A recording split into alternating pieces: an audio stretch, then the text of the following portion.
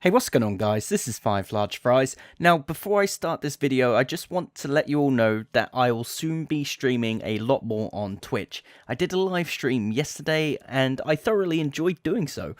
If you want to check me out, I'll leave a link down below. That doesn't mean that I'm going to stop YouTube. I absolutely love making videos and this is something that gives me so much pleasure doing. Now with that out of the way, let's take a look at some of the talking points from the 0.34 patch for Hand of the Gods. So first off, on screen you'll see the previous UI, and I talked about my thoughts in a previous video. And now we're going to take a look at the updated UI, which came with the 0.34 patch. Now, like before, the player names have been removed from the main screen, and it is my main gripe with this new UI change, as I liked being able to see who I was playing against at all times. You can see now the card and mana count area has changed, as well as the turn history. While I'm not too keen on the white boxes around the card / mana count, I do appreciate how easy it is to access that turn history and how easily read it is. But the whole white boxes, it just feels a lot like a PowerPoint presentation.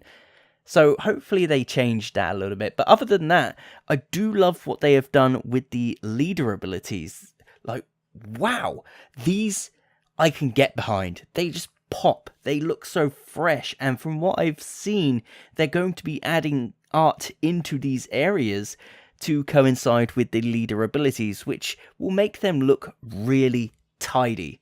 Now let's talk about the elephant in the room, the Lydian Hydra, or however you want to pronounce it.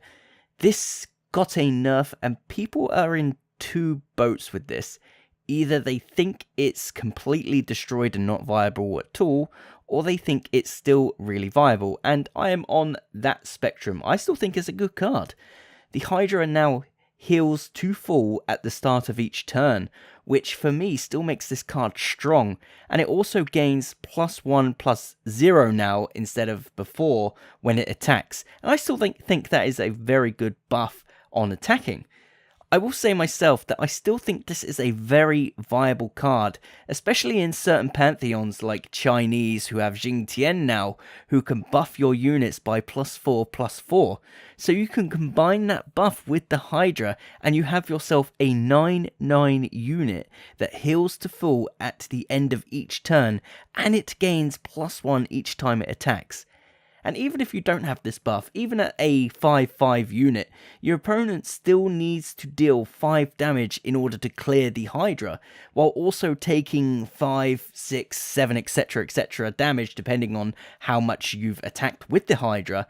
And this then in return means that it's going to be a very hefty trade-off on their end, especially if they're already very far behind. And this is why I still think this card is strong and I still think it's viable.